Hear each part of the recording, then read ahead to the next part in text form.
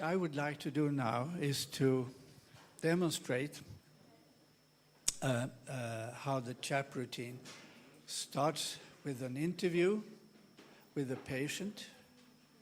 And ordinarily the interviews take from 60 minutes to 2 or 3 hours. It depends on the patient. Now, we haven't done 3 hours. Let's take it about 20 minutes. We'll see. We'll improvise, you see. And the interview, as you see here, it starts with a fairly elaborate introduction so as to orient the patient. What is the focus of the interview? What is it that I want you to convey to me? And then, after this lengthy introduction, I prefer to let the patient be free, in her own words, as much as she wants to, as she chooses to do. And when I don't understand some things or want to have things clarified or concretized, I put in questions. But ordinarily, I leave the patient very free to tell me, or us, what has happened with her. So, you know, this is a confidential matter, so I won't tell you the name of the patient.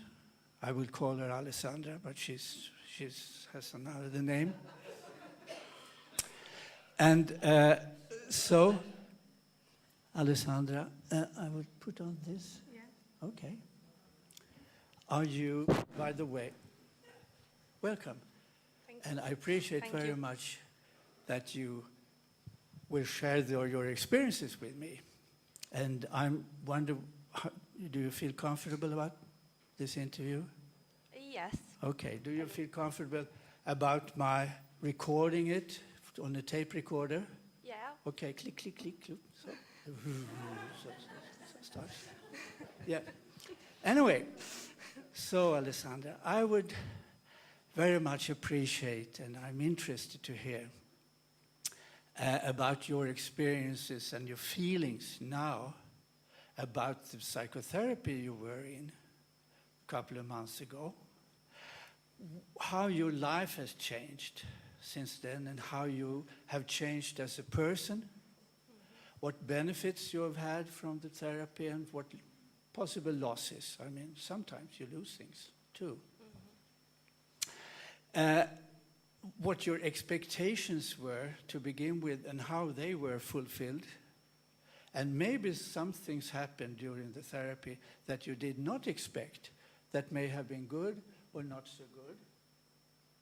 And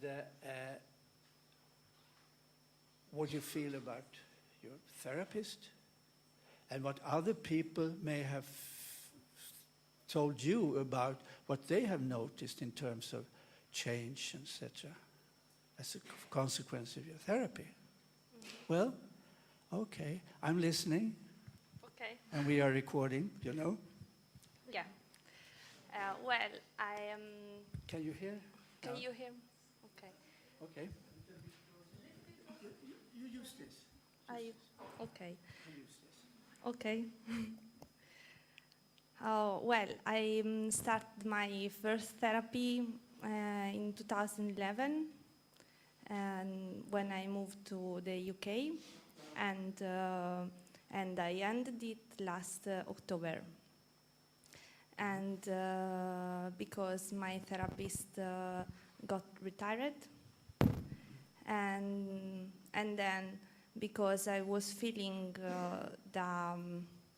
I was wishing to change me a bit more, I restart with another therapist, and I feel like I'm consolidating my changing, the changing I reached with my first therapist, and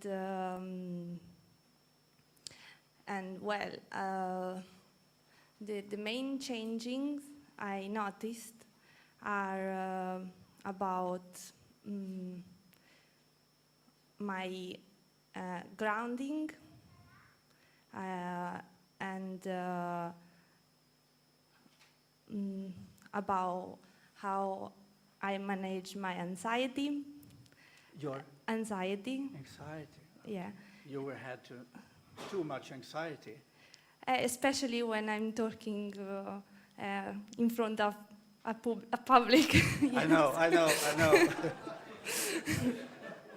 Yeah. And if I was doing that like a couple of years ago, I had my heart like that here, and my voice was completely different. I had that experience, so I'm sure of what I'm saying. And You don't have it now? no, No, I see. Yeah, good. I'm much more comfortable. Yeah. And I was not expecting that as well.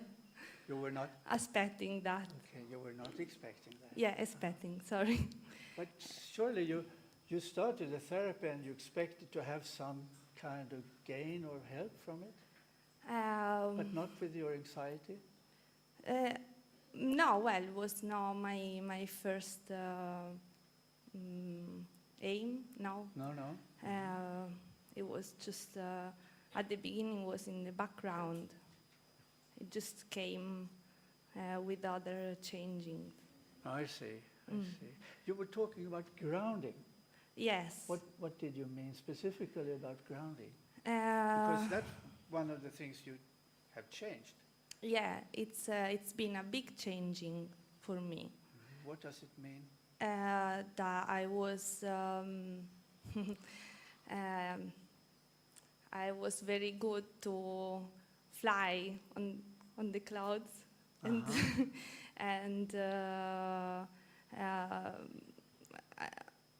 when I talk about grounding, I talk about my inner integrity. Your inner integrity? Yeah, and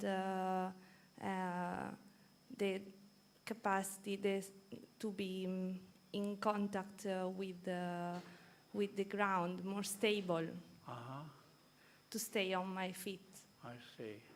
Has that something to do with contact with reality? Also, yeah. Reality orientation? Yeah. Because I had problems also, for example, with my attention. I was very able to hide myself into my thoughts, or yeah. How did you do that? Just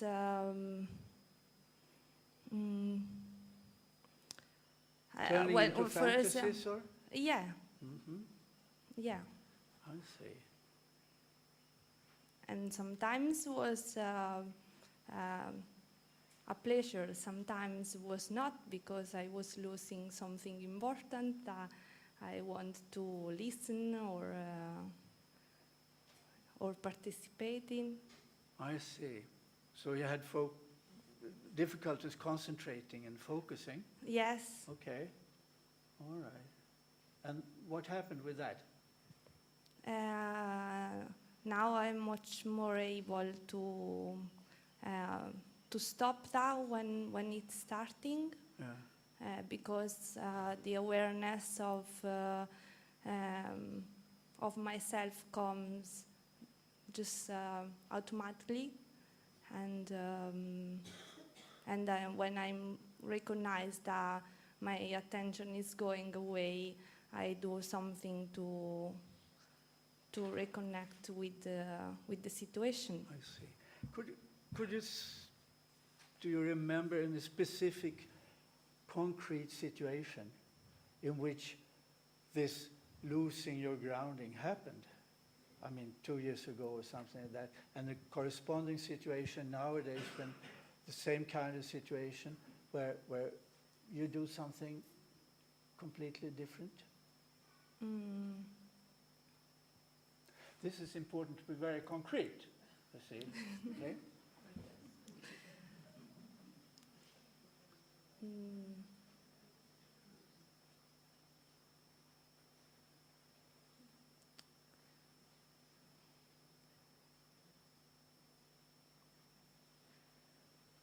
Well, for example, Once I was in this and that situation, and someone did this and that, and I. Tell us. mm,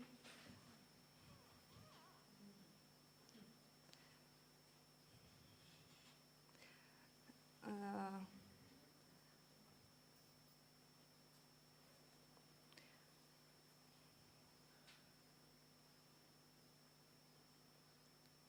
for example, when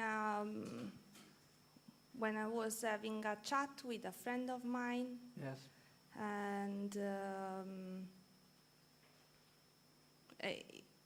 she is my closest friend, so I'm very interested in her. But sometimes happened that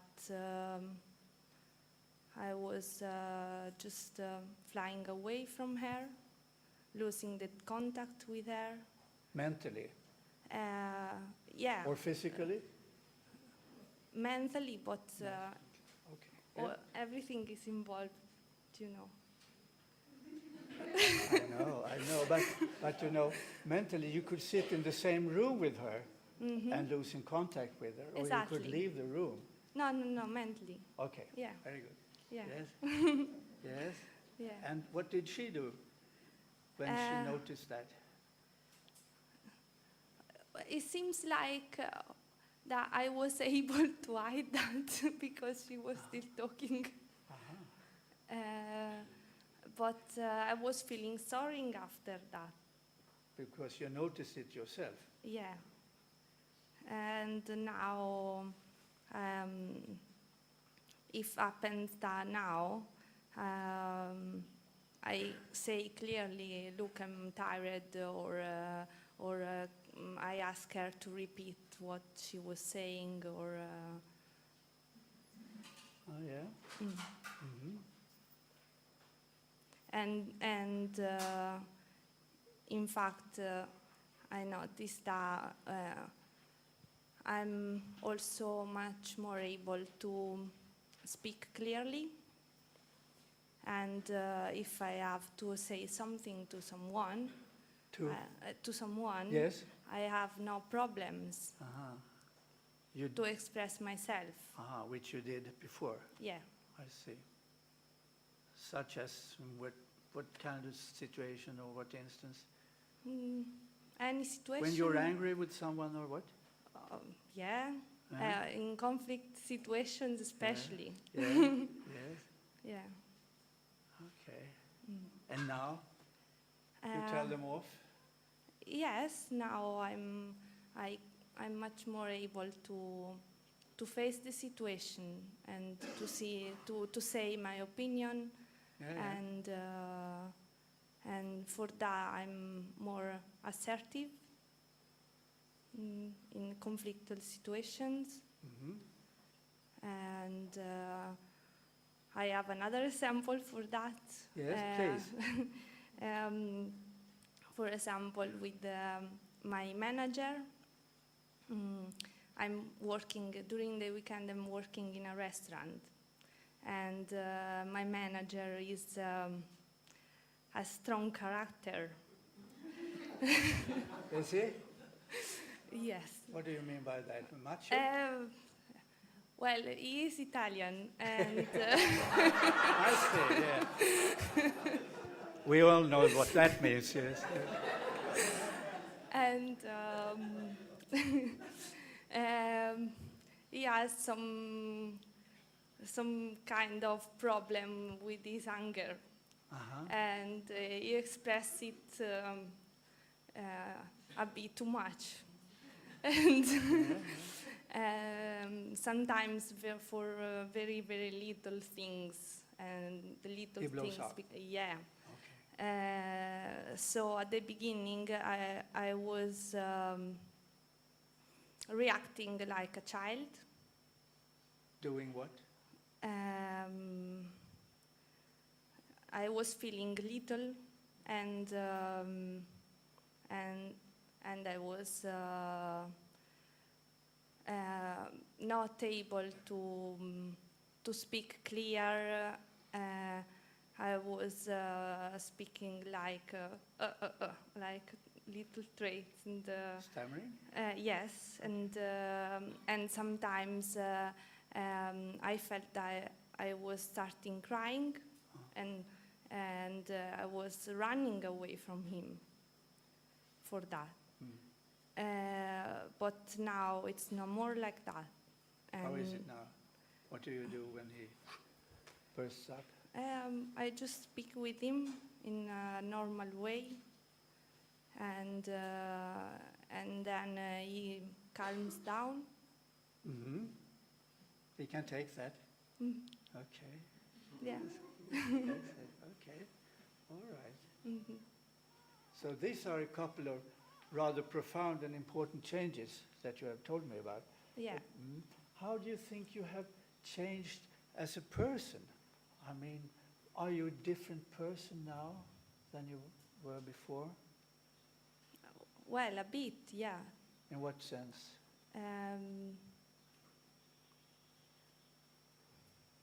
I'm more. I feel more integrated, and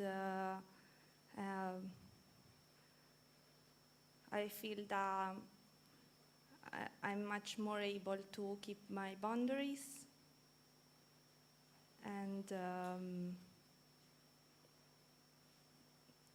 when I'm relating to someone, I'm not afraid to do that. You were before? Yeah. You were afraid to relate?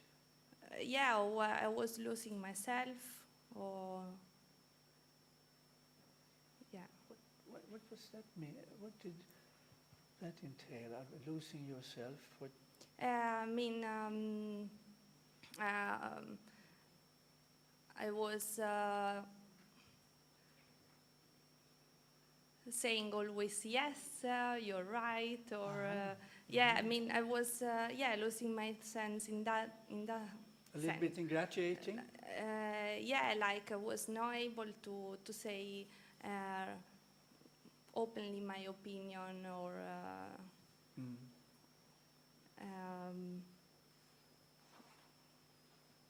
to recognize myself, especially in relationships. Is that what you meant when you said you feel much more integrated? Yeah. Uh-huh.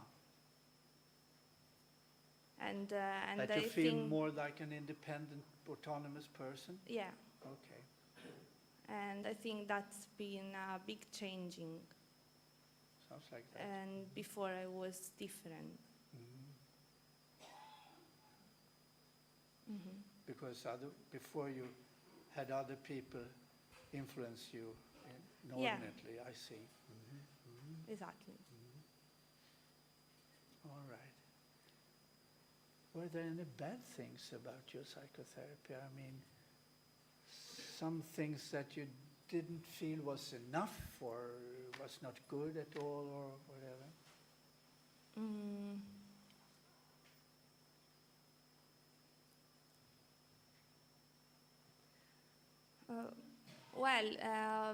One thing has been that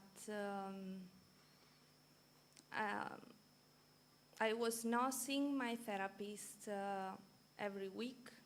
You were? Not seeing? No.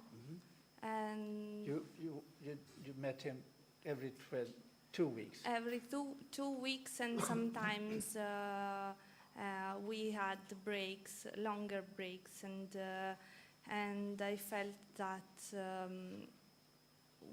was not so good. I mean, at the beginning we were agree about that because of my economical situation, but then I recognized that if I was having another kind of experience, a weekly session, I could build a better relationship with my therapist, and at the end of the therapy, I discussed that with my therapist. And you started seeing him once a week? My new therapist there. Your new Yeah, therapist? yeah. That was the first therapist? Yeah, Okay. Hmm. yeah. And you could afford it at that time? At the beginning, it was hard, but I think that because I see my life now, I think that if I made an effort, I could do that. Mhm. Yeah. And it was worth it? Mm. You think it was worth it? The extra money, the extra hour, the extra session per week, was it worth it? No, I was glad if we had once a week sessions. Yes. And And you started to have that? Not with my first therapist. No, I started but with with the the new second one. one. Yeah. What made the difference? What was much better? What was it twice as good? Not like that, but That's the incremental way to speak. but I think that I feel more connected. I Yeah? don't know. I see. Yeah. I see. Okay.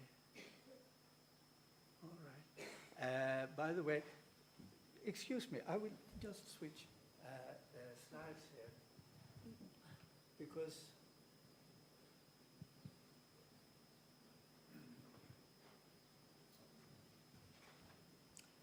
we could go on like this for a couple of hours, and as you realize, Alessandra, as I would call her, is very fluent and she's very free in her experiences and in her tales about me. But we have to finish in a little while, so I just want to make sure that, well, there are some questions that we have to cover here. So,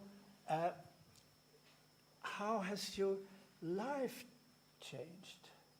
And how has has it, your way of living been changing as a function of, or an effect of your psychotherapy? And in what ways, if so?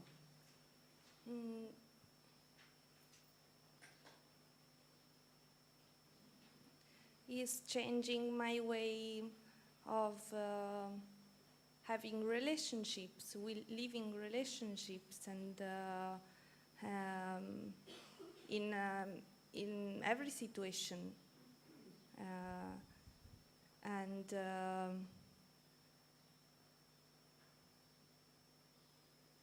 and I think it's very important for me. Yeah.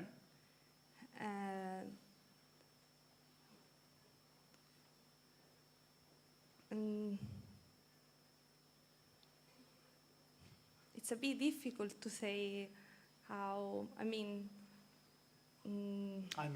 For instance, has your way of living changed in the way that you have a regular relationship now? You are cohabiting with a boyfriend or a girlfriend, or have you changed your work? Are you still in a restaurant, for instance? Or I'm making steps. Oh, you're making steps. What steps? Well, I'm here now. Yeah.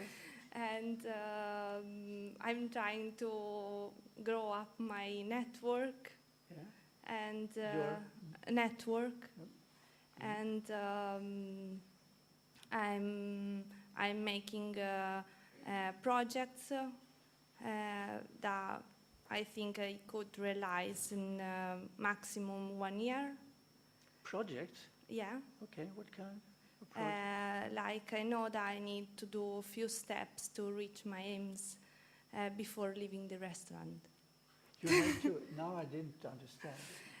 I need to do some other things to make sure that I can find another job and leave the restaurant. What kind of other jobs would you like to have? I would like to work as psychotherapist. All right. And perhaps also So there are a clinical. number of steps in your training. Is that what you? Yeah. Okay, I see. All right. And so while you're doing these steps, you're still in a restaurant. Yeah, I Okay. need it. Yeah. Money? Yes, Um, of course. I would like to live without money, but Yes. it seems it's not possible. Yeah, I know. I know. Yes. You were talking about relationships, and do these relations, these other persons, have they commented on the fact that they see that you have been changing, that you are a little bit different now than before? Well, I didn't receive any feedback yet, Not? but I noticed the change of other people when they relate to me. They relate differently to you. You Yeah. can see that. Yeah, How? Specifically? yeah. Well, like for example, what happened with my manager, Yes. and also I noticed that with my mom. Oh. Yes, how?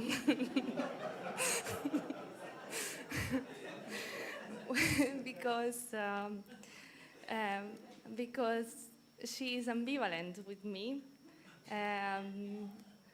She, in a way, she encouraged me in my progress in my life, but in another way, she tries to keep me close to herself. She doesn't want that I leave her, or she always hopes that I'm coming back home with her and stay with her all my life.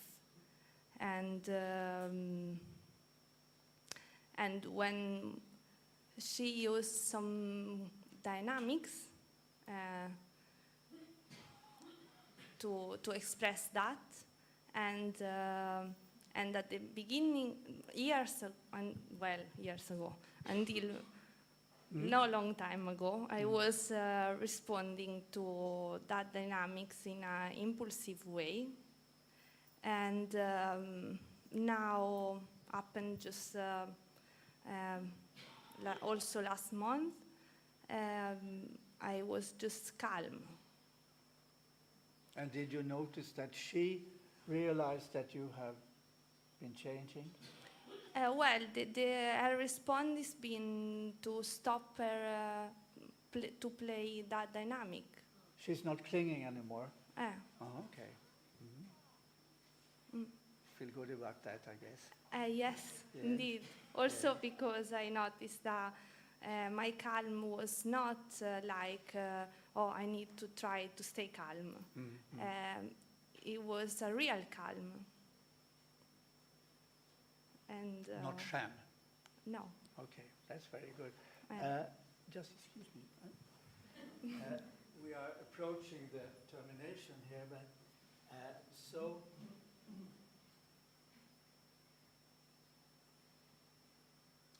I think we have covered that. So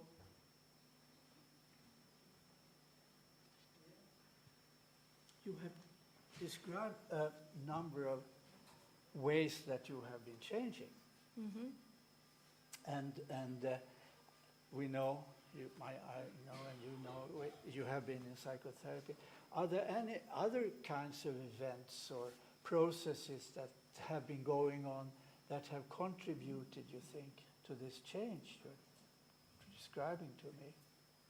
Well, Besides the therapy, I mean. of course, the fact that I was having the Gestalt training in the meantime. Yeah. So I was working also with my group.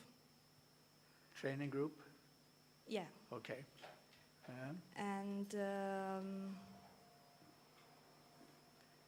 And So I they think, acted in some way as co-therapists? yeah, Yes. yeah. And I think also my relationship with my closest friends, because I was sharing with them my experience. So I think also that, because I think it's useful to talk about with Yes. someone. Yes, of course. Mm. Okay. Are there any events outside in your life? I mean, you moved to London, for instance. Was that therapeutic? Manchester. Not in London? Manchester. Manchester, oh, that's the... Is that therapeutic? Yeah, of course. Yes, in a way. I mean, you came away from your mother, for instance? Yes, because I moved away from my family long time ago when I started the university. But then I came back because I found a job there in my home village. And it's been very difficult to restart living with my family. And of course, it's been a good step to move out again. Yeah. Certainly. How old are you, may I ask? 34. 22, yes. No. Okay. All right. So now I would like to ask you about what are your present feelings about your therapist? What are your present? How do you feel about your therapist now in retrospect? To take the second one. I feel affection. Affection. And a positive effect or negative? Yeah, positive. Yeah. Yeah, I feel like I integrated the experience in a positive way. So it's a warm feeling. Okay. What would you like to tell him if he were here, or she? She. She. Thanks a lot for working with me and for helping me to reach my changing, to realize that. What do you feel right now as you say these words?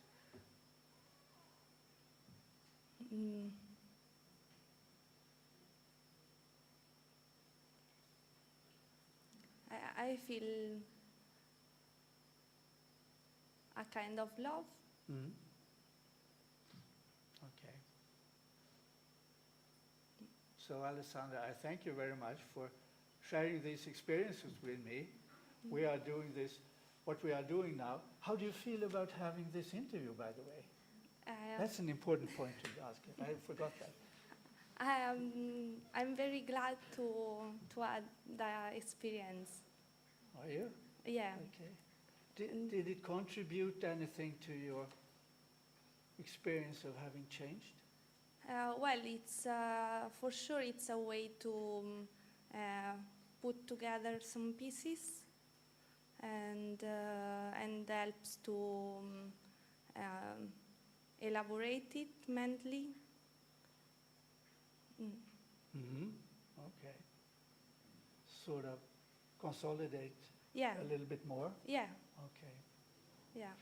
So, thank you very much. Now, I will take this tape and I will write it out. Okay. And then we will process it in the computer and then Okay. So thank you very much, Alessandra. This has been a pleasure for me. Very interesting to hear.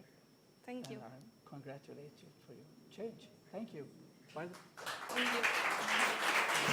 You did it. You did it. Very good.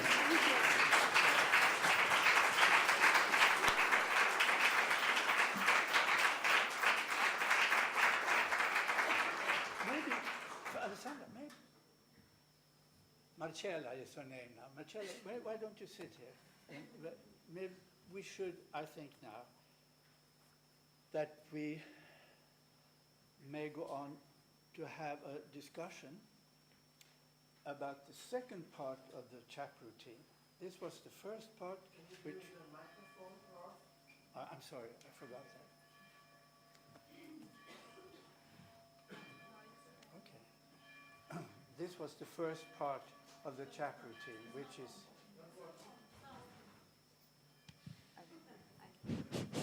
And now? Yeah, okay. That was the first part of the chap routine, which is the interview. We could have gone on for probably much more. But some of the things I would like to emphasize is that I try to not be very I have a number of questions. I try to be flexible. I'm not sure whether I succeeded, but anyway. And let her speak as freely as she choose to.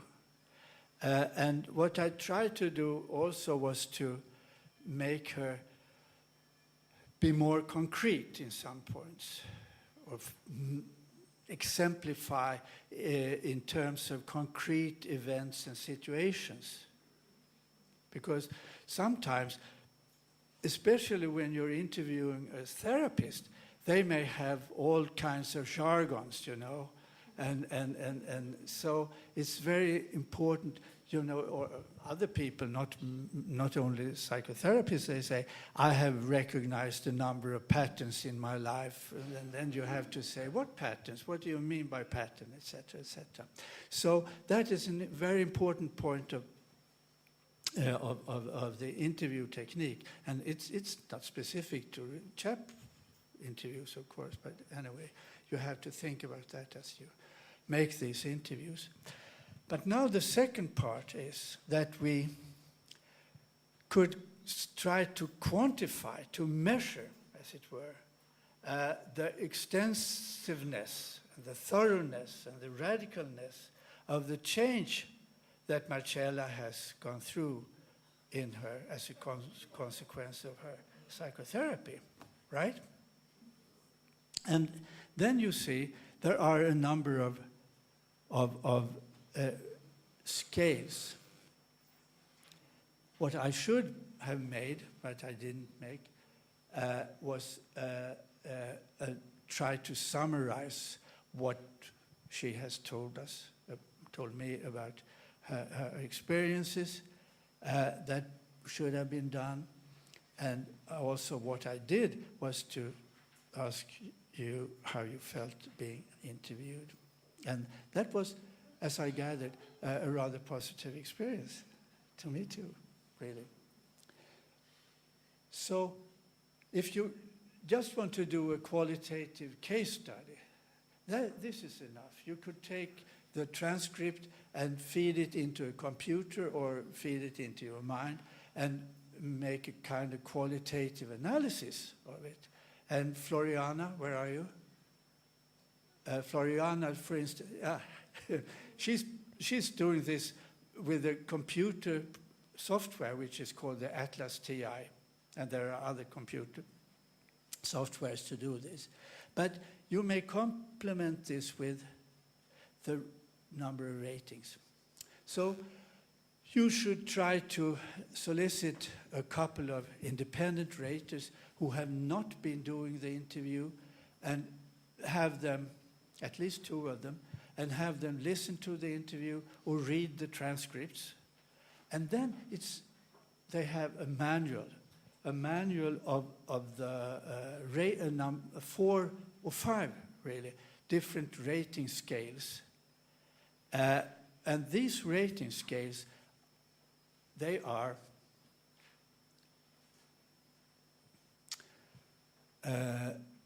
symptom change, adaptive capacity, change in adaptive capacity, change in self-insight, self-awareness, and change in basic conflicts. And we come back to that. But the main focus of the rating procedure is this: how much and in what ways does the patient now feel different than before? Consciously or maybe unconsciously. She may have manifested some kinds of changes without her awareness. At least psychoanalysts believe that. And what we would like to rate now or assess is how thoroughgoing, radical, or genuine is the change that Marcella has done. As you do these ratings, it's fairly common, in my experience, that raters, they have their own definitions of what a symptom is, or what symptom change is, or what conflictual change is, etc., etc. And that may be all right for them, but from a research point of view, it's increasingly very, very important that you follow the manual, because the manual defines what we, according to CHAP, consider as change in symptoms or change in adaptive capacity. You may disagree, and then you shouldn't do the rating. But if you do the ratings, you have to obey and apply the definitions. That's very important in any kind of research. And in order to do that, you see, there has to be a kind of training procedure. And we are doing this in 3 hours.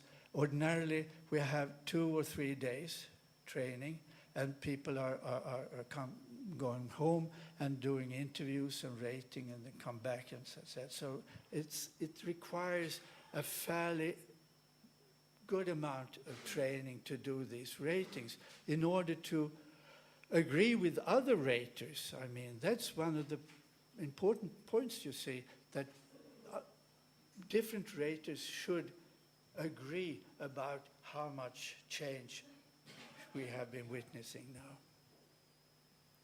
So obey the manual.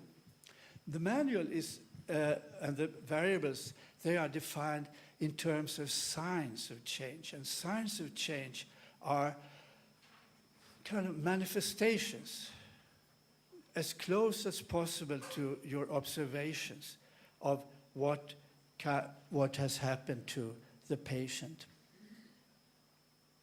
And we assume here that the extent of qualitative change is proportional, so in a rough way, to the number and importance and the scope and the depth of all these signs that are exhibited by the patient in relation to the manual. So these are the rating variables, and each variable here is defined, as I said, by a number of signs. And I would like now to go through these variables with you, and we could discuss with the floor and with Marcella here the amount of change and how she has been changing during her therapy. And in general, the greater the number and the importance of these signs that the patient has told us about, the greater and more obvious I think you should consider her change. There's a rating scale for the change. A very great or a great and a very obvious change is rated 1, and no obvious change is rated 0, and then you may assign any number between 0 and 1, and when there is some or less obvious change, you may rate it as a 0.5, for instance. But you can make any kind of fine gradations on the scale between 0 and 1. So let's start with symptoms. Symptoms are the problems or some kind of illness or whatever that causes the patient to suffer and eventually seek therapy in order to get rid of them. I think that's a very ordinary way of defining what a symptom is. But in CHAP also, I mean, a number of people come to my kind of therapy and your kind of therapy, I guess, too, not with particular symptoms. They have problems, life problems, existential problems, and all kinds of. So we consider them also a kind of symptom. So the symptom change has to do with the problems that the person brought to therapy and how much these problems have been mitigated. And here are a number of signs here. And I think you have them in your, if you have printouts, you have them, or you can follow them here. But I think we have a number of, at least 2 pages. Well, what kind of symptoms did the patient tell us about? Which brought her to psychotherapy? And now the floor is yours. Yes, that was the main thing. She was anxious and she wanted to get rid of her anxiety, wasn't it? Well, did she get rid of it? Yes. And how, let's ask, how genuinely? I mean, some people may get rid of their symptoms, and some patients that I have been meeting, they don't get rid of their symptoms, but they can live with them, they can tolerate them, and they can also use them as a kind of assets. I interviewed one patient. She was she played the violin. She was a musician, and a classical musician.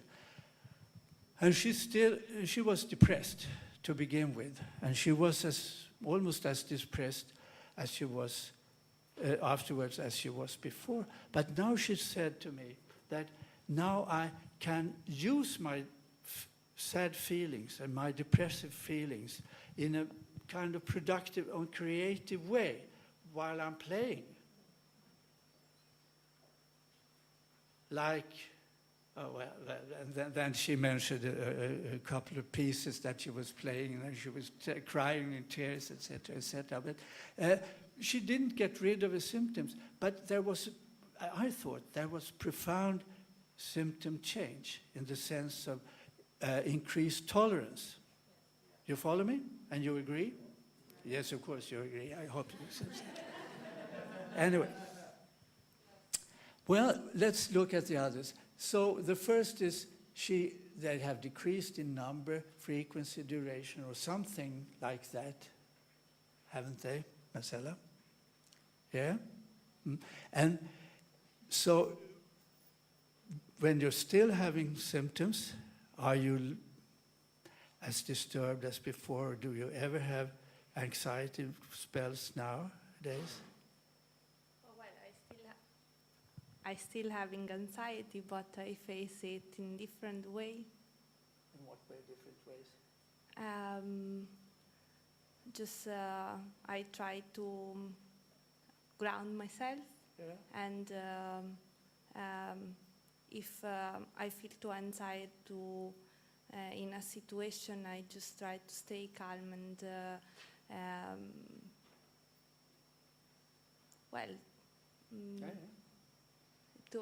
to keep my... You could manage? Yeah.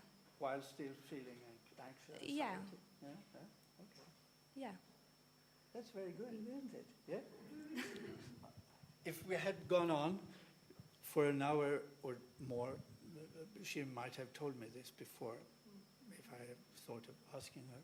So she's less disturbed by her symptoms nowadays than we used to be. She does not care as much about her symptoms. She's not as afraid, I guess, as she was before. I mean, one of the bad things about anxiety is anxiety about anxiety, you know. We are so fearful that maybe etc. So I guess that's not as serious as it was. And she talked, if you noticed, in the past tense about her anxiety, etc., etc. As you look through these signs here,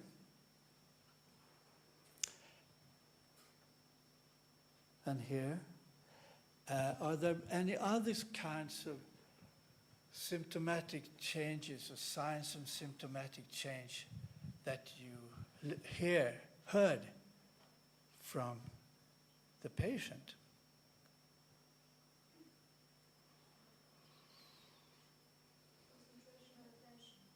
Sorry? Concentration and attention. Yes, that was one problem she had. Right. And now? Now, what's the problem now? She's not as disturbed as she has more easy, she can focus more easily, can't she? Yeah. So there are, if we went through this more systematically than we have the time to do now, we would realize and discover some other things that happened to her as in terms of symptoms change. So then we could assign a number between 0 and 1. What would you suggest? 9.9. That's very good. It's very good. And as a regular fact, you see, we regularly notice that symptomatic change is rated more highly than the rest of the scales. And that's probably a good thing, and it's in the nature probably of psychotherapy. So let's go progress to the second of these rating scales, which is adaptive capacity. There are a number of critical situations in every person's life when symptoms do occur. I mean, you mentioned these situations with your manager, the boss, who, you know, and when you could cope with it much better than you did before.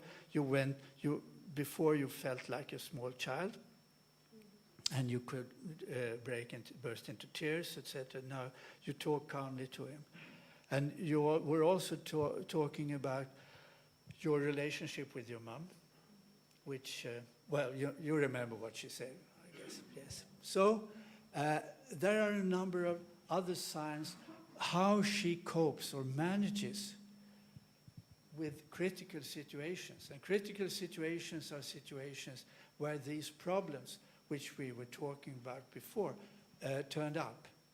So what has happened?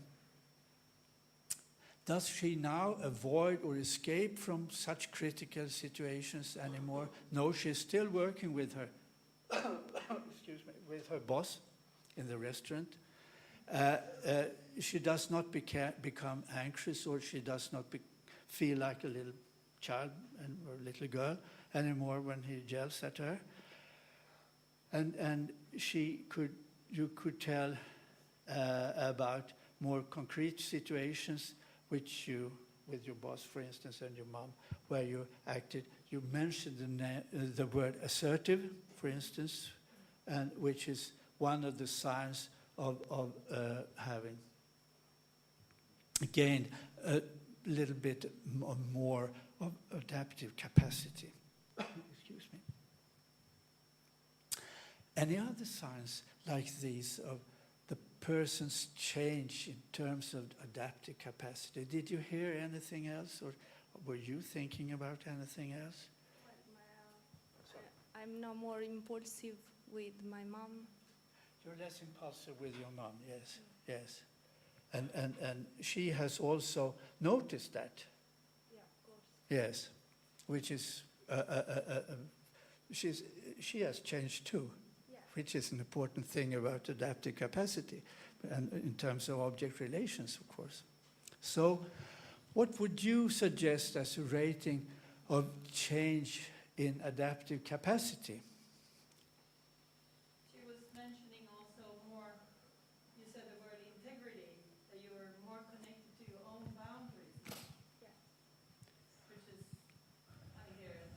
Yeah. Adaptive capacity, would you say? Yes, it sounds like very adaptive way of living. It may be a matter of a more basic grounded conflict, as we will come back to later, but I agree. But that may be okay. I mean, there are no very tight boundaries between these four change scales. So how would you rate this change? 0 point what? 7 to 8 or something like that. Okay, yeah. What do you feel like? I'm agree. You agree, yes. Okay, very good. Okay. So, you see, there are a number of signs. The patient is now able to do things she could not do before, or she did not dare to do before, for instance. She has new interests and new hobbies. She has new friends, etc., etc., etc. There are a number of signs that how people may change their lives in an adaptive way, or not do that. Then we have, I'm sorry we have to do this a little bit quicker than I would perhaps prefer to do, but anyway, because we will have a discussion. And I will also like to present to you some recent findings about the chap's ratings, which I think are, to my mind, are rather impressive. Self-insight, that's self-awareness or self-understanding. I know myself better than I did before. And not only intellectually, but also emotionally. I mean, how I see myself in a different light than I used to. And there are a number of signs too. And here's where, excuse me, where patients often say that, well, I realized I was blah, blah, blah, blah, blah, blah. And then I said, what did you realize? What patterns are there that you realized that you had before that you do not have anymore, etc.? People may be a little bit vague in this particular sense, that they describe this. And this may have to do that it is difficult to describe, maybe. But anyway, she may talk about feelings that she has now, that she didn't have access to before. She's more tolerant and understanding towards herself, for instance, and other signs of increasing self-understanding or self-insight. What are you aware of? In what sense have you become aware of things that you didn't were aware of before? Well, honestly, I've been surprised how awareness comes so automatically. I just start to be more aware of situations, and any time was a surprise. Mm-hmm. Surprise to what? So yeah, this is my feeling. Mm-hmm. Mm.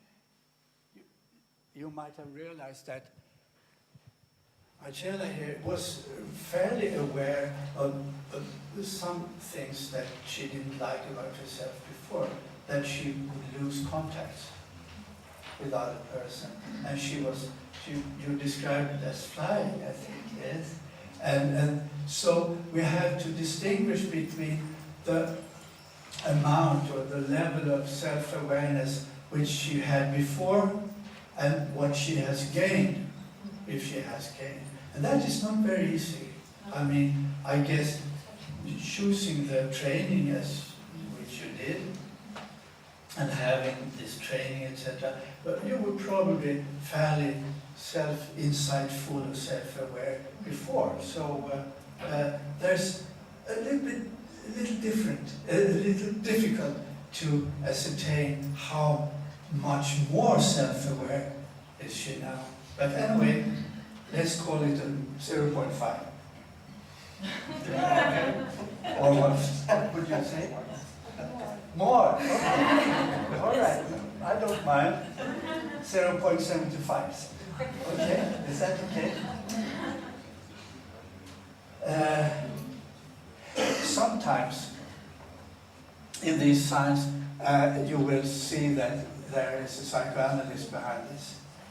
I'm talking about transfers, for instance, and county transfers.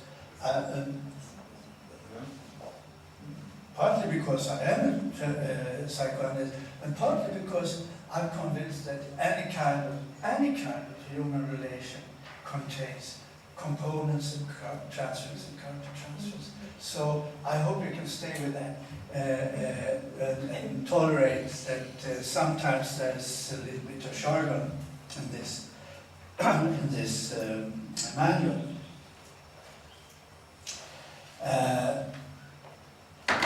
Anyway, I think we have to proceed here, and we come to the last of the 4 change scale, which I call basic conflicts. A conflict, in the chap sense, is an internal conflict. I do not agree with myself, consciously or unconsciously, and this is something that often is grounded very early in our life, but not necessarily so. But it has a specific consequence. It turns out, it functions like a filter through which you tend to see all situations in your life filtered by these conflicts, colored by these conflicts. Conflicts with your mom, for instance, has created a feeling of being not autonomous, for instance. That's what I thought I heard anyway. And maybe you just felt you had to go to them in order to solve part of this inautonomous that you felt, for instance. And that's what I'm not sure, I don't know you enough to say this, but maybe that a basic conflict, type of an example of a basic conflict. So now, how would we recognize that the basic conflict has mitigated, has been at least partly resolved? Well, we will see that in the sense that the person is not as much filtered as she used to be. This filter, as I was talking about before, has sort of loosened up. And she's more free, she's more flexible, not as rigid. The filters creates a rigidity in her way of, in one's way of I'm not talking of you now, in one's way of seeing things, experiencing things, doing things, etc. Increasing flexibility in terms of thinking, feeling, behaving, acting, etc. That's one of the most important things in which these basic conflicts, which I'm talking about in chat, are manifest themselves as resolved. A basic conflict has the effect of that the person cannot abstain from. He always comes, or she always comes back to this conflict, or it may be a trauma, and sort of trying to relive the trauma and try to solve it, but probably most of the time, unless she's in therapy, she won't succeed to do that. She enmeshes herself more and more and more in these kinds of situations. So there are a number of signs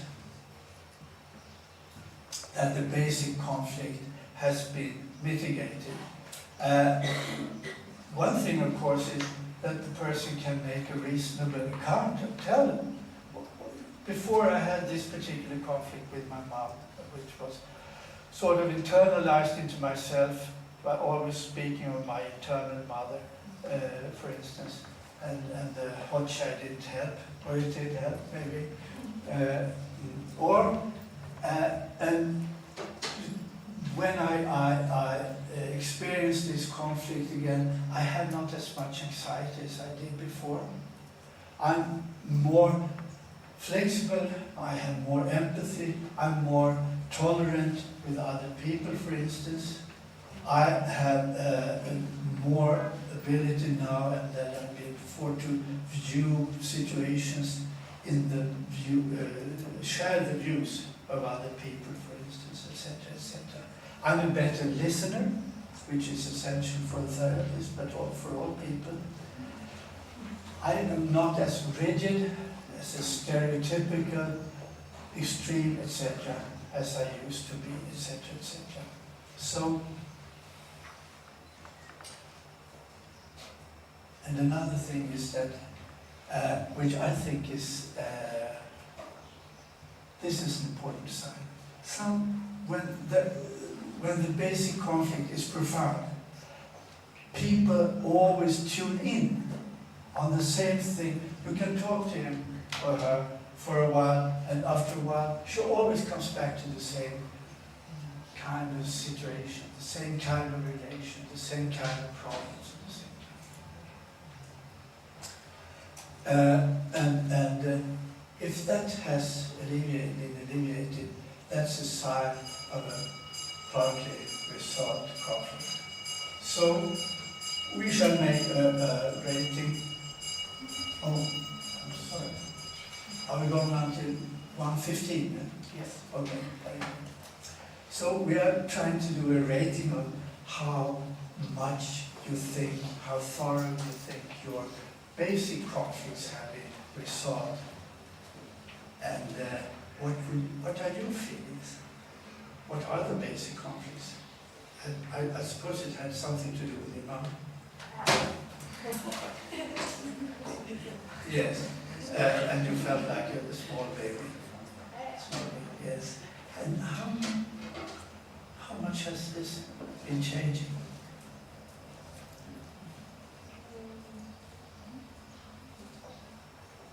Quite a lot, but I Yeah. need to do some steps here. How much? Sorry. No, quite a lot. Quite a lot. But I feel I need to do some steps yet to experiment myself. You don't feel as much like having to do this before, as you did before? No. For instance, have anyone any comments? Well, I thought- yes. clarification in a way. I'd not met Marcella before coming here, and she came out to me and spoke in a very open, intelligent way. She seemed very resilient and self-controlled. So I think She that she appeared very resilient, yes. yeah. And self-composed. She didn't lose herself when she was in conversation with me. Yeah. I was quite impacted by it.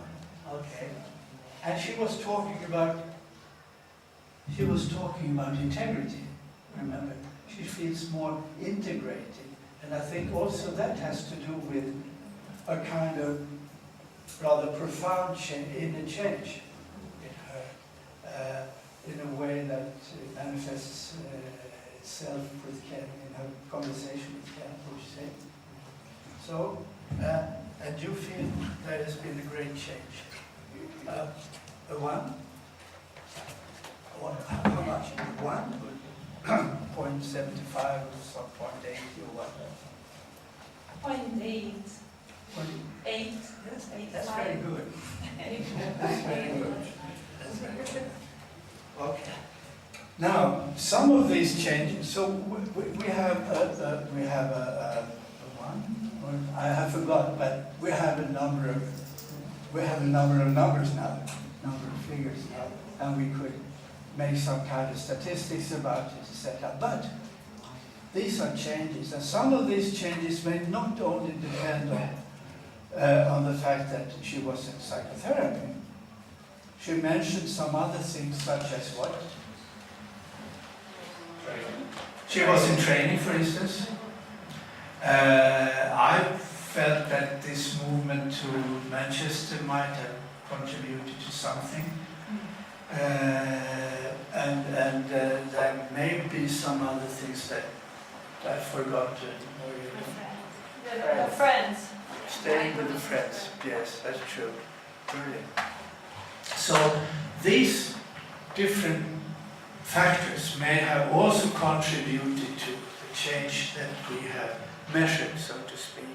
And we should make some kind of adjustment for that.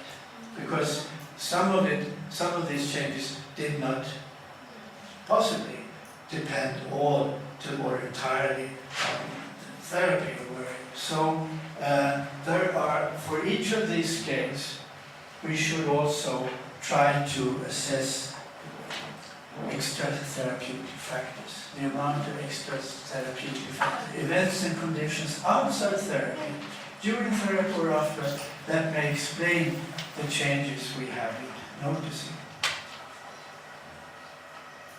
And some of the things may be as consequences of the fact that she was in therapy, so we have to also make sure that these are independent, these other conditions, extra therapeutic factors, are independent of the therapy. So, and then we should make a kind of rating. It may be, for instance, the time. Some people say, when I ask them, how do you think this come about? Well, this has been such a long time, things subside with time, and I don't learn that. Or I have grown older, I have matured, for instance, when I talk to very young people, like 22-year old persons, for instance. Maturation may be such a factor, for instance.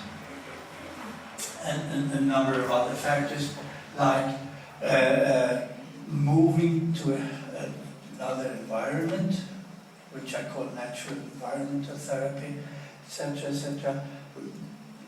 Some people say, well, I've been working on myself. And some people have had other supportive or consultative or insight bringing contacts with other people, like you with your friend, for instance. So we should make some kind of rating on the same type of scale. And then we have to become phenomenological again. How convinced are you that the changes that we have been witnessing now depends entirely on the fact that she was in therapy? Or how unconvinced are you? If you believe that this change may be entirely extra therapeutic, this was all a matter of the fact that you were staying with your friend and you moved to Manchester and you were in the training, then you should rate it as it was 1. If you feel that nothing else than therapy could have contributed to the change that we have been witnessing, you should rate it as a 0. And then you may choose some infinitely small intervals in between. 0.5, for instance, change may be equally therapeutic and extra therapeutic. And that's important, you see, because I was talking to begin with about the design of outcome studies, and we have to ascertain that there are a number or there are not a number of confounding factors like time, for instance, and selection bias or whatever that may have influenced the outcome. And this is not very good, but anyway, it's a qualitative attempt to do this in the terms of chapter ratings. So for each of the change variables, symptoms, adaptive change, self-insight, basic conflict, you should do a kind of rating of the amount of extra therapeutic change. And I don't think we should take time to do this now, but how much would you say, Michelle, that the changes that you were talking about and telling us about was due to these other factors that you mentioned?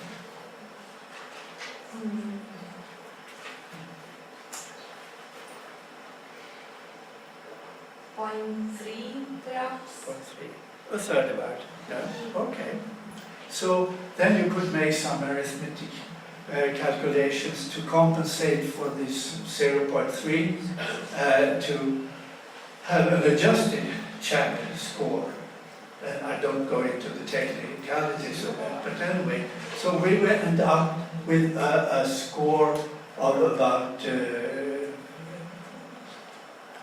I'm trying to calculate,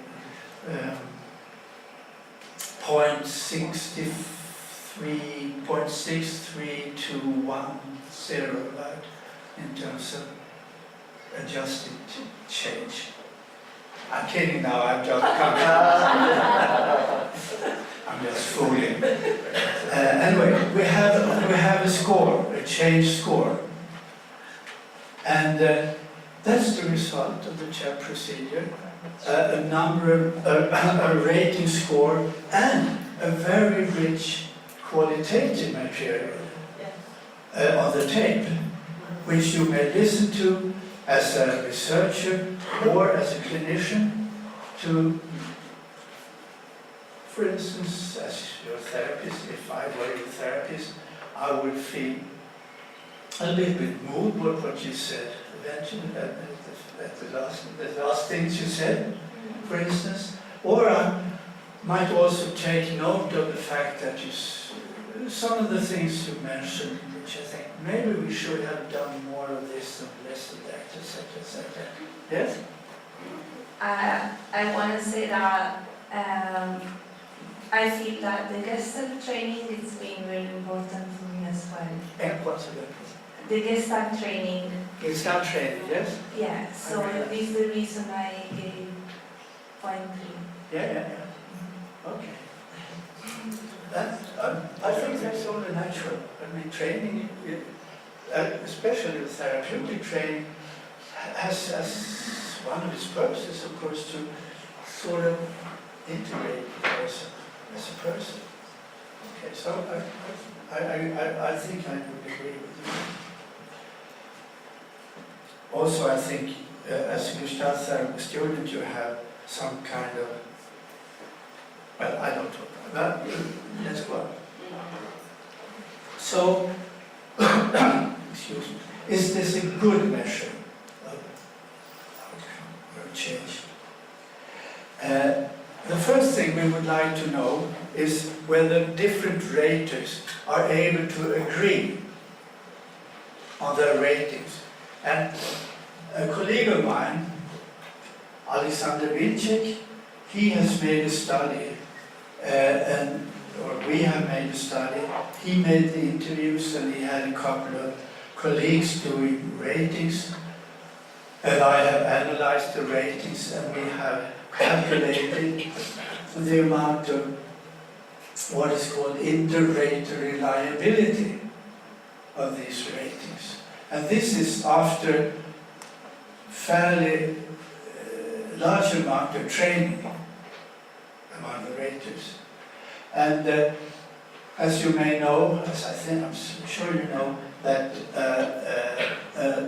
reliability is measured on a scale from 0 to 1. 1 is excellent, 90 is very, very, very good. 1 means that there is no error, no disagreement at all. And as you see here, the symptom change scales, the ratings, had what is called the intra-class coefficient, that is a kind of correlation, 0.86. And then there's a little less with self-insight and basic conflicts, but 70 for inter-rater reliability is very, very good, really. Acceptable is about 55, 60. So that's good enough. And if you see the rating of extra therapeutic influence factors have extremely high inter-rater reliability. And one thing that is not so good about CHAP, it's not so good about any kind of measure with subscales, is that the subscales ordinarily or regularly correlate with each other. So raters do not regularly differentiate between symptoms, adjustments, self-insight and basic conflicts. They tend to give lower scores to basic conflicts than to symptoms, but they are correlated. So essentially, there is a common factor between all these 4 change scales, as there are in most psychotherapy studies where they have a number of scales, and they all correlate. And that is because there is a common factor, which is the effect of, or the change in psychotherapy. This co-local dependence.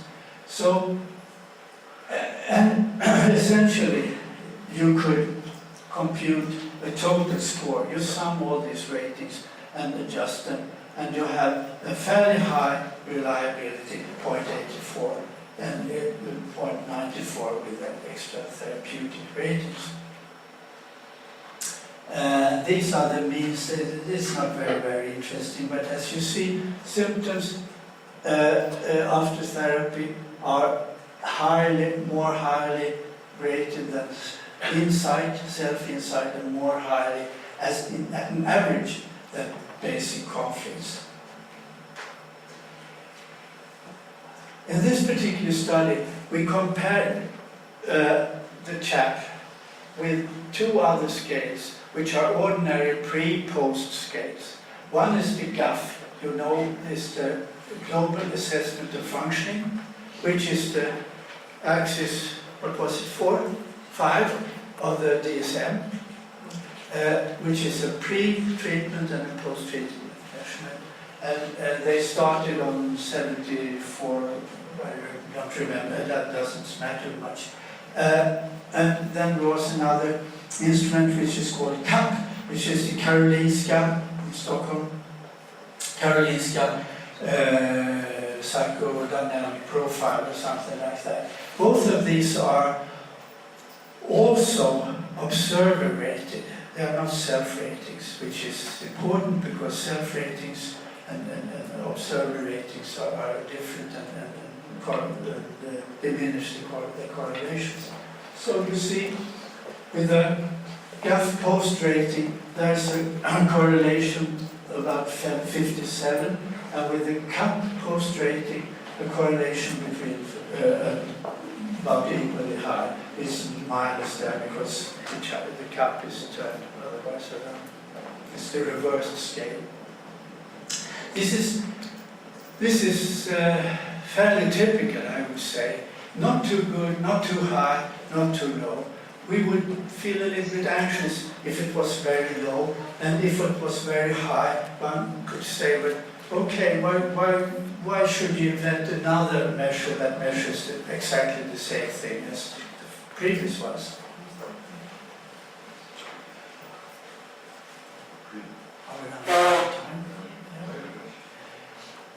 Here we have change scores, which are called gains.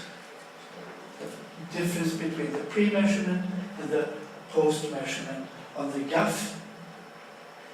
And I've tabled it with there's another index which you call residualized gains, but you don't have to do this, understand this before.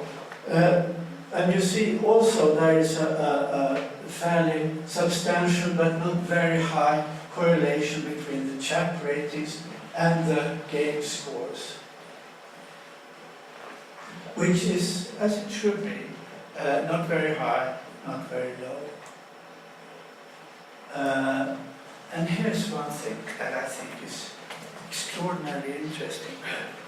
We correlated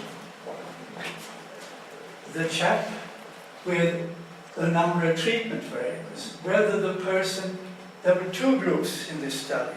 Some persons had been in psychotherapy, some had not been in psychotherapy for various reasons. They were not randomized, unfortunately, but anyway, they were self-selecting. And as you see, there is a substantial, and in this case, very high correlation between the amount of change according to CHAP and whether the person was in therapy or no therapy. And when you go down, you see with GAF gains, there's a much smaller correlation. It doesn't discriminate as much as the chap did between being in therapy or having not been in therapy. And if you look at the GAF residuals, which is considered a measure of change independent of the pre-score, it's a statistical adjustment which you do, there's no correlation at all. These are non-significant. And the CAP gains, which is the Karolinska psychodynamic profile, in a study with psychodynamic therapies, there is no correlation whatsoever, no differentiation whatsoever between being in therapy or not having been in psychotherapy. I think this is very important. Also, when we measure or take note of the number of months or the number of sessions that people have been, how long have the therapists been in terms of months or sessions, you have substantial correlations here, higher for CHAP, especially for the adjusted CHAP, lower with GAF here, and not significant with the other measures. I think that's remarkable. And I cannot find any fault with it, really. I'm thinking, how did this come about? Are there any goofs in our area? But I can't figure that out. And then we measured also how many sessions per week were the therapy, and there are no correlations at all. So all in all, I would say that psychometric results of the outcome of according to CHAP are extremely, apparently, almost astonishingly. I feel astonished, really, surprised, and very proud and impressed. They are very good, and I recommend it. I think you should use it. If you feel for it, you could also feel that some of you, I know some of you have felt that this is a little bit too psychodynamic, too psychoanalytic, but you could adapt it in some ways. And I think now we have some time left to do a discussion. And Floriana Romano, she has made some thinking together with Margarita Samuel about how this may be adjusted or adapted to a Gestalt framework. So Floriana will come up, and I've asked Janet to moderate the discussion. And if you prefer to come to sit here or go down. Anyway, I'm very grateful to Marcella here for this.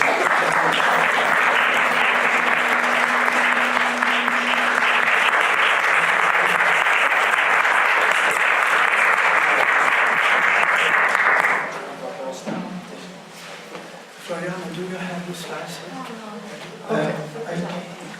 We have 20 minutes more or less. I want to thank Rolf very much. What inspired me, you didn't quote at this point, but what inspired me when I met the chapter the first time was this question that Rolf did. He said, if we believe, if we trust to the patient at the beginning of the therapy, when he says, oh, I'm feeling this way, why don't we trust and believe in him at the end of the therapy? And I'm very impressed about these last results, that the chap is more able to discriminate the change in psychotherapy than other scales that measure before and after. But I want to take our frame. In this seminar we said we are not here to compare different methodologies because all the methodologies have limits and the benefits. I think that it's important to feel also which kind of methodology is closer or closest to us as therapists. And I think it's also a personal choice and at this level. So we have 20 minutes. I think I would propose to have a discussion, an open discussion, and I can see two levels. The first one is a level of clarification of what Rolf has presented. So maybe you have questions, you have comments, you have something to ask about to understand better the methodology. And this is one frame I would propose. The other one is about to adjust, to creatively adjust, I would say, the chat to the Gestalt therapy frame, epistemology and theory. And this is another level. Margherita and Floriana have some first thought about this, but I think there is no time to present this. I would prefer to have stimuli about this and discussion about this. And then we will go on with this process of adjustment, and maybe somebody of you will join us. It will be great. Okay? So if for you it's okay, I will have an open moment of discussion about these two levels that in my mind I open at this moment. It's okay for you? Yeah. Yeah, okay. Giacomo, grazie.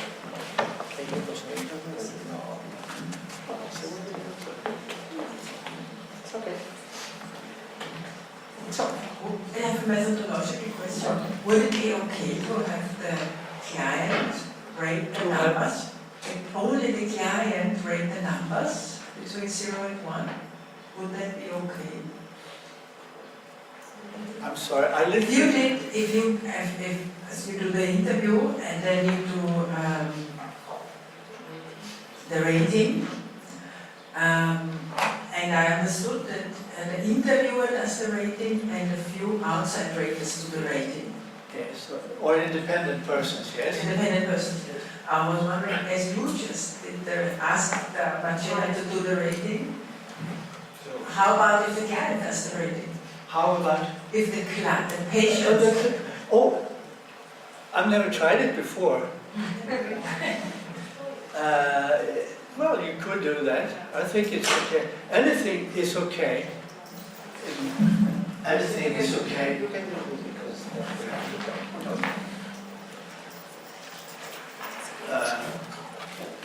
it may be an interesting exercise, especially not for research purposes, but from clinical point of view, it may be very fruitful to discuss with the patient at the termination of the interview. Now, how would you care to join me to do some kind of quantitative evaluation of what has transpired in the interview? I think you could do that. But then I think you should turn off the recorder before, because if you are intending to have independent raters do some kind of independent ratings, I think they shouldn't listen to the patient. But anyway, it's perfectly possible to do that. Good idea, probably. I had a finish. I was pleased to see that you accounted for the extra therapeutic factors. I'm curious if there's an accounting for the influence of the rater. I can see that there's an attempt to make it independent raters, but we're concerned about the influence, any kind of interpersonal influence on the process, whether it becomes before baseline phase or even in this afterwards. It seems like there would be some kind of influence of the rater. Is there any way to account for that? Yeah, I agree. Especially, I would say that the interviewer and the process, interpersonal process with the interviewer, has possibly can have a profound effect. And I think that is one of the things that the raters, to begin with, should listen to. How do they feel about possible complications in the interaction? in the interview, which may bias the outcome of the interview in a more, for instance, the interview may be ingratiating, that's the word, too much support, too much encouragement, or he may be critical and psychoanalytical. So then I think that is one of the important things that you should take account of in the rating of the extra-therapeutic factors. And then there is, of course, also the influence of the raters. If they are listening to the interview or reading the transcript, they have also their, you remember Francis Galton?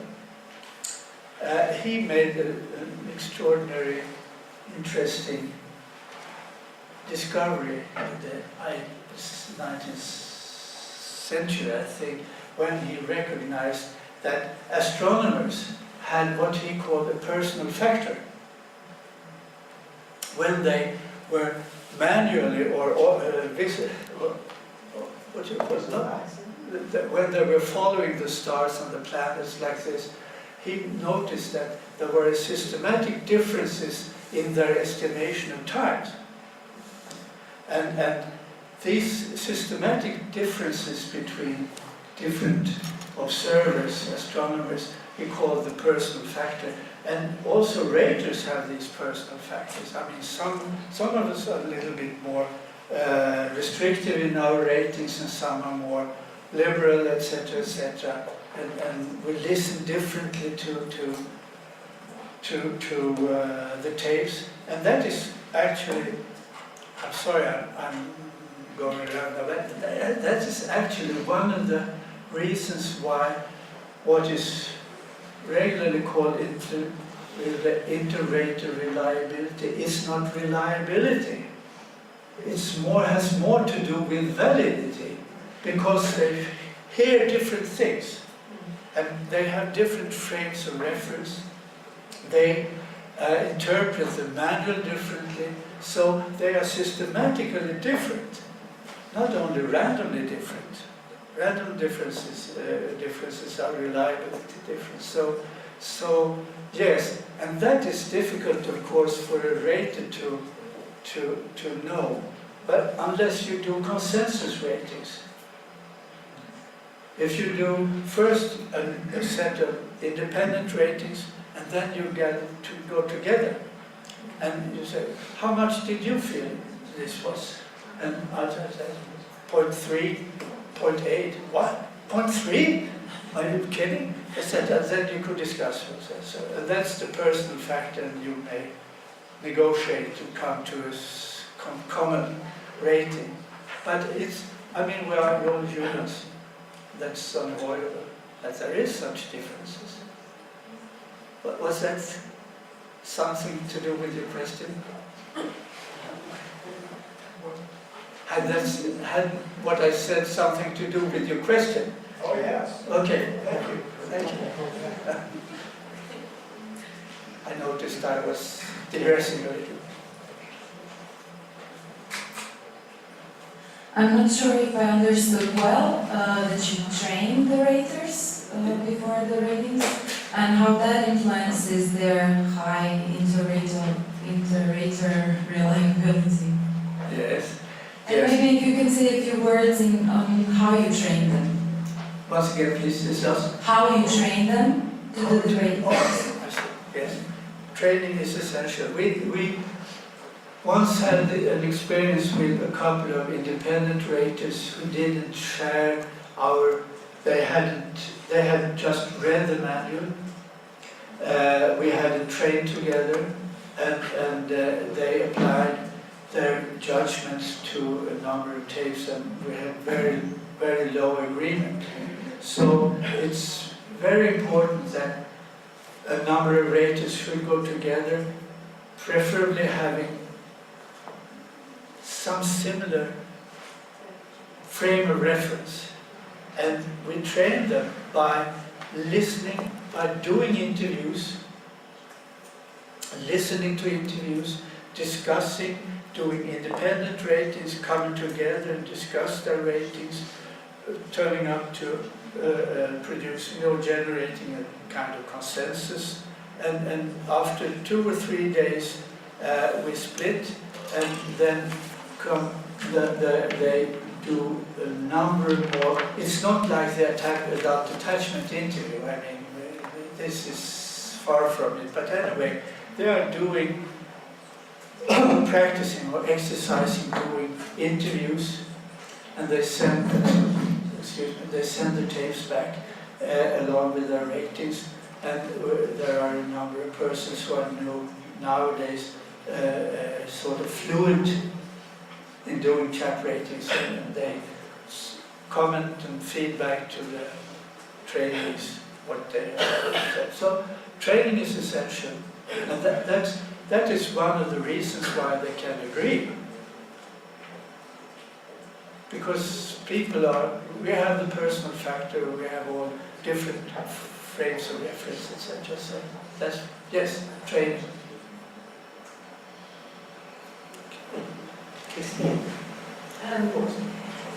I think it's very interesting how relational, how close to therapy your method is. I can see that there's a lot that's really compatible with Gestalt, and I can see how the language can be adjusted, particularly the language conflicts. It's just a translation into Gestalt speak in many ways. And I think that your comparative figures are very, as you say, they're very, very impressive. It's great demonstration. Do you think it would be true to say that this particular research method really lends itself to being done perhaps within a university department or within an institute where there's funding? Because I'm thinking about how would I be able to use it in my situation, in practice, in private practice largely. And it would be quite expensive, wouldn't it, because of the follow-up, 3-monthly follow-up for an hour, 2 hours with an interviewer and raters. So is that right? Would it be largely recommended, do you think, within a research project set up within the university department, ideally? Well, one thing about universities, I mean, doing this on a research basis requires some funding, and some kind of affiliation probably with the university department. And one of the difficulties with the CHAP is, in that context, is that it's not according to the dogma, what we call the golden standard. The golden standard is that you should have 2, at least, randomized group, 1 index therapy group and 1 group with something else. Some call it treatment as usual, which is not very good in my opinion, but anyway, or a waiting list or whatever. And then you have manualized treatment, and you have a number of scales applied before treatment and after treatment. And that's the dogma. And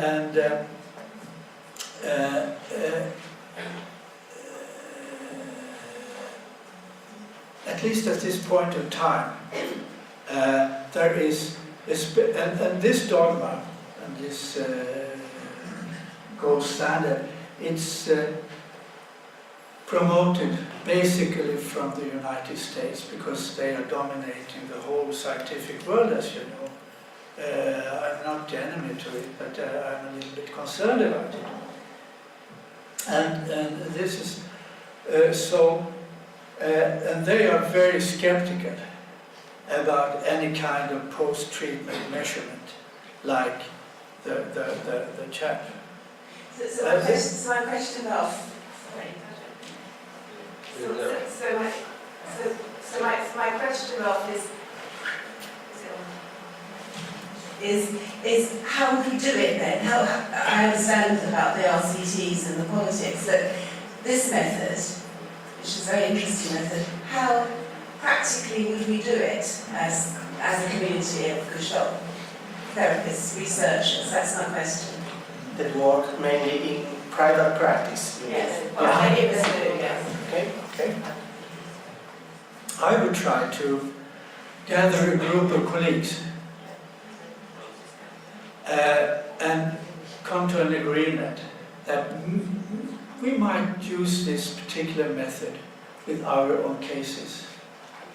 And then we have to promise one another that we should use it with all our patients. We should not select the ones who are successful or less successful. There is a selection bias in doing clinical research in the clinic, so to speak, I noticed, because there is a dropout, which is terrible when you're doing follow-up in institutions, clinical institutions. So we have to promise one another, let's take all our patients, and you interview my patients, and I interview your patients. And then we have Marcella here, she's doing ratings together with the interviewer, for instance. And then we collect a number of such cases. For instance, let's stop after 60 or something like that. And then we have then complete assortment of very interesting qualitative interviews, and we have some student at the university, for instance, or in the training, who may make a qualitative analysis of the tapes as qualitative studies, and then we have some person who is fluent in statistics doing something, with the ratings, and we could make comparisons among ourselves, which is a little bit sensitive. Am I better than you as a therapist? But anyway, we could then make some kind of group, account for the group's success as a psychotherapist. And preferably, we should try to correlate this with some kind of other female patients more successful. Are we more successful with female patients than with male patients, or whatever? It would be preferable to have a group to be able to do some kind of group comparisons. And that's how I would try to collect a number of colleagues to begin with. Say, should we try this? Yeah, that's helpful. Thank you. Thank you. Yes, I'd like to comment. Peter Schultes, the first day, I think, talked about his research, and drew our attention to the fact that experienced psychotherapists in the field actually seem to assimilate and integrate beyond their initial school or modality, which I personally find very encouraging. And as I watched you interview Marcella today, I couldn't tell whether you were a relational psychoanalyst, an integrated psychotherapist, or a Gestalt psychotherapist. I was very impressed with your warmth and the way you asked your questions, so thank you for that. We've had a number of methods this week, all of which have a significant part to play in, I think, developing research in the Gestalt community. But I do want to say I found your particular presentation very congruent with what I consider the epistemological and value base of Gestalt therapy. It was a little ironic, perhaps even paradoxical, that a psychoanalyst reminds us to be phenomenological. So thank you for that. And following on from Christine's question and your answer, perhaps it is possible to organise something at the level of EAGT, maybe through the institutes, maybe even in collaboration with other European-wide schools of psychotherapy. I can think of 2 at the moment that I'm sure would want to participate. And again, that's I think one of the advantages I found in Peter's presentation.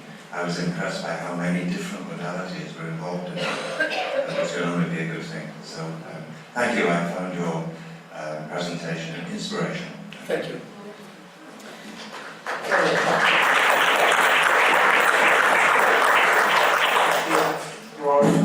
We have to go to the conclusion. And I want to thank you very much because it was a real example of how research and practice can meet. I saw in your interview with Alessandra Marcella really the capability to be present in a supportive relationship and at the same time to be a researcher. So I appreciated this a lot. It's a way Margherita in the first day called that research has to do with love. And I could see that in your moment of interaction with Alessandra. So thank you very much, and I hope really we can support the development in this. So thank you again. Thank you for your attention.